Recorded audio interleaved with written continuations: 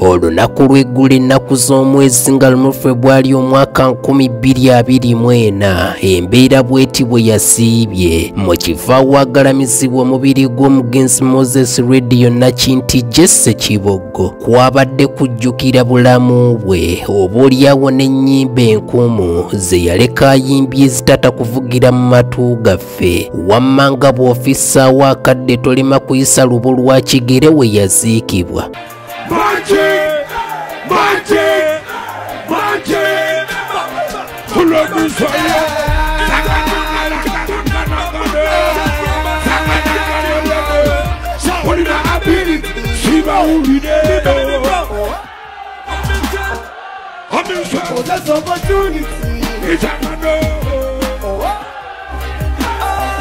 Katono nnyo obubaka obuyita wansi awo be ba Sweet Center abasangibwa ewankulukuku okumpi n'ekisaawe be bokka abajja okukusuubuza buli kika kya swiiti wano mu Uganda ate ku bbeeyi ey'obwa Sseruganda. Omwagalwawo mutonere swiiti okuva ku Sweet Center buli kadde gyali obenga kabuledda ng'amata g'e Kenya. Funa empeereza yaabwe ng'oyita ku nnamba y'essimu eri wansi awo.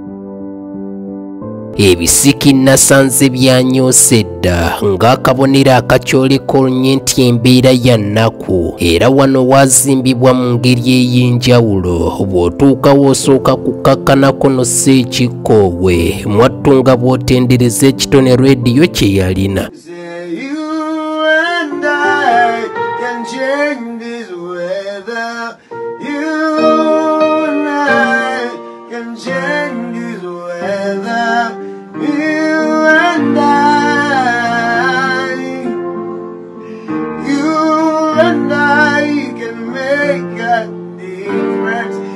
Radio si ye muyimbi yekka Uganda gwe yakasooka okufiirwa. Abangi ab'amaanyi abakkirira edda ekaganga, naye radio Akagiriki yayimba ennyimba ezannyikira ennyo mu mitima gy'abavubuka ate ng'okusinga zeesigamira ku mukwano mu ddoboozi ery'eggono lye yalina. Kale waakujjukirwa nnyo abaliwo n'abaliddawo.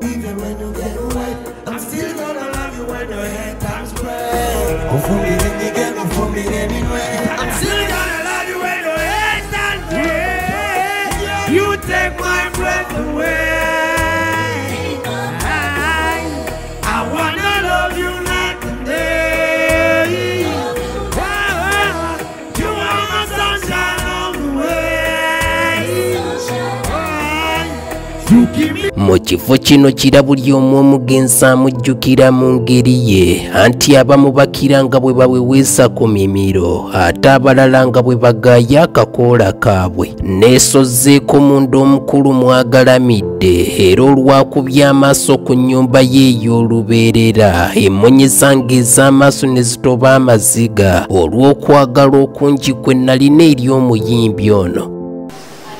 Lwe lunaku lwe twagalamiza muganda waffe era yali kabaka mu kuyimba nannyini ddoboozi nakati bukyatuvaako mpaawo yenna ayinza kumugeegeenya obuyiiya obw'ekitalo bwe yali alina okuyiiya ennyimba ez'omukwano n'ezibulirira saako n'ezo eziwabula mu mbeera ez'enjawulo.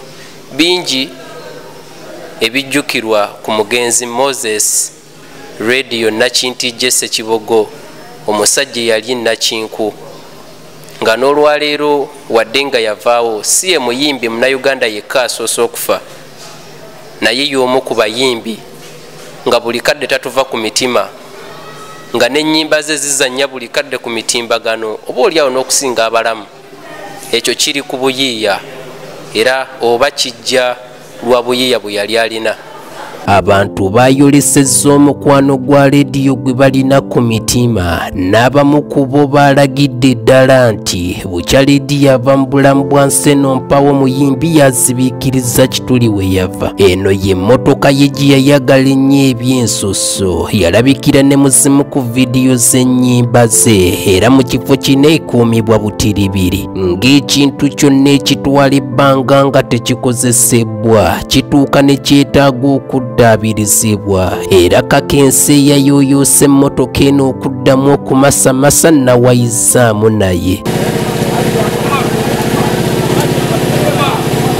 Okusinziira nze nganze siri mu goberezi nnyo wa music naye nze kyensinga okwagala nti njagala nnyo message mu luyimba oba okitegeera kati ennyimba za radio zonna nze ku side yange no comparinga n'ennyimba eziriwo kati zaalina message enkwatako nti wakuba oluyimba lwa maama nange mbanga alukubidde nze nti nange nyina muzadde wange gwensobola odduweereza so njagala nnyo music owa message era music oyo gwe missinga mu kiseera kino ekyamazima kintwalidde ennaku 2 okuzzaawo emmotoka eno okulabika nti faanana bweti naze wano olunaku lwa 3 mu lumu nakedde wano saa zabadde 6 nenzija ne tiimu yange ne tulaba nti twakozeeko half ne tukolako munda ne tukola interior deep cleaning bulungi ne tujooza ebiwempe wansi byonna flomat ne tujoozaako ne engine leero tukedde bukeezi ku makya okulaba nti ate tugitandikirako eggulo we twakomye kubanga n'eggulo twanyuse kiro so leero tukedde ku makya era ne tugitandikako paka emisana awo bwe tugimalidde mukama wange zaabadde teziri busa neyali nfanfeewera bwe baatalaga ennyo bonna ensi eno bwe bayimbanga bonna Douglas Mayanja oba Wisomanizo naye n'agoba teyaludde ne yeesogga enju okulamusa ku bakulu.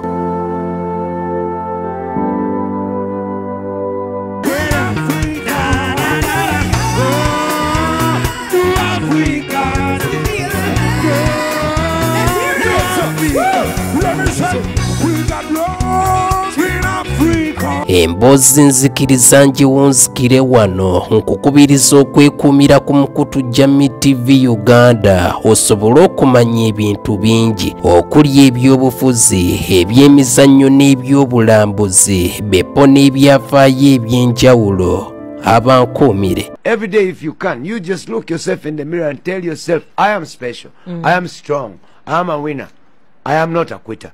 I'm going to defeat everybody. I'm going to make it. I'm going to be the greatest.